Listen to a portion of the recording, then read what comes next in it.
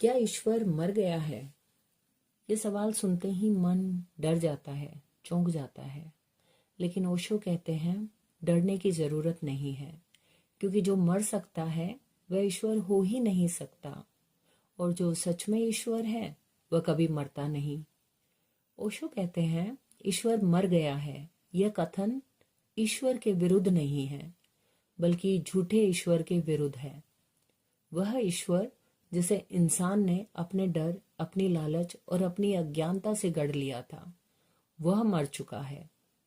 मनुष्य ने ईश्वर को आकाश में बैठा दिया, एक जज बना दिया, एक सजा देने वाला, इनाम देने वाला, और फिर उसी ईश्वर से डरने लगा। ओशो कहते हैं यह ईश्वर नहीं था, यह तुम्हारे मन का प्रोजेक्शन था।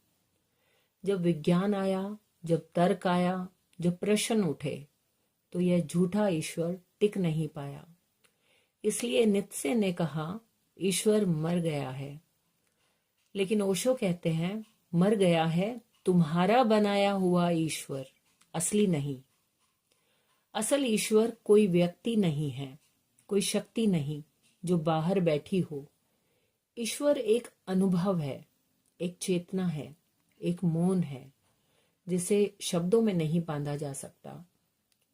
ओशो कहते हैं जब लोग कहते हैं कि वे नास्तिक हैं, तो वे सही दिशा में हैं, क्योंकि वे कम से कम झूठे ईश्वर को तो नकार रहे हैं। लेकिन अगर वे यहीं रुक जाएं, तो यात्रा अधूरी रह जाती है। ईश्वर को मानना भी समस्या है और ईश्वर को नकारना भी, क्योंकि दोनों ही मन के खेल हैं। ईश्वर को मानो मत, ईश्वर को जानो। धर्म ने ईश्वर को एक विश्वास बना दिया, और विश्वास अंधा होता है। विश्वास में डर होता है, और जहां डर है वहां सत्य नहीं हो सकता। सत्य के लिए साहस चाहिए, क्योंकि सत्य तुम्हारी सारी धारणाओं को तोड़ देगा। तुम्हारी पूजा, तुम्हारे संस्कार, तुम्हारी पहचान सब गिर जाएंगे। जब ईश्वर को बाहर खोजा जाता है, तब मंदिर बनते हैं, मस्जिद बनती है, चर्च बनते हैं। लेकिन जब ईश्वर को भीतर खोजा जाता है, तब ध्यान जन्म लेता है। ईश्वर का मरना जरूरी था, क्योंकि जब तक वह झूठा ईश्वर जिंदा था, तब तक मनुष्य स्वतंत्र नहीं हो सकता था। वह हमेशा डर में जीता। डर के कारण नैतिकता आई, डर के कारण नियम आए, डर के कारण पाप और पुण्य बने। लेकिन प्रेम डर से नहीं जन्मता। ओशो कहते हैं ईश्वर का असली रूप प्रेम है, और प्रेम आदेश से नहीं आता, प्रेम स्वतः आता है। जब पुराना ईश्वर गिरता है, तब खालीपन आता है।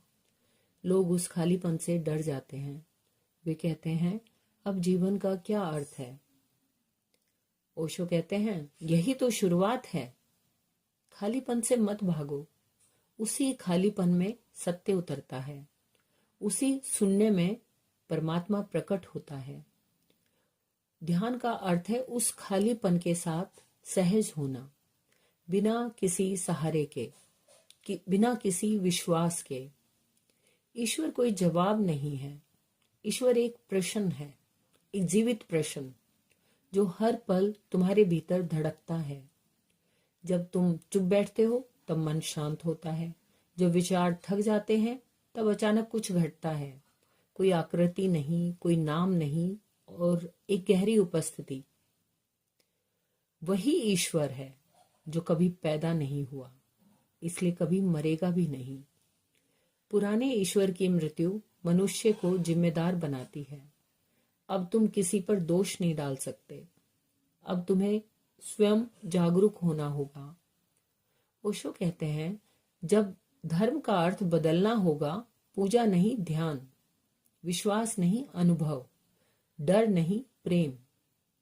ईश्वर को खोजने मत जाओ, बस अपने भीतर उतर जाओ, पूरी ईमानदारी से, पूरी सजगता से। जब तुम पूरी तरह यहां और अभी होते हो, वही ईश्वर है। जब तुम बिना चाह के जीते हो, वही ईश्वर है। जब तुम मौन में मुस्कुराते हो वही ईश्वर है।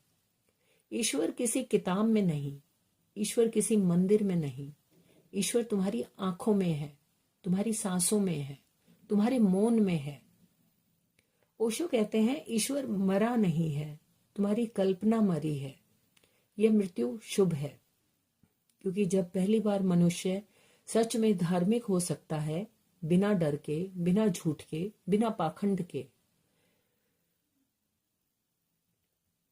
अगर ये ऑडियो आपको सोचने पर मजबूर करे, अगर ये आपके भीतर कुछ प्रश्न जगा दे, तो इस वीडियो को लाइक करें।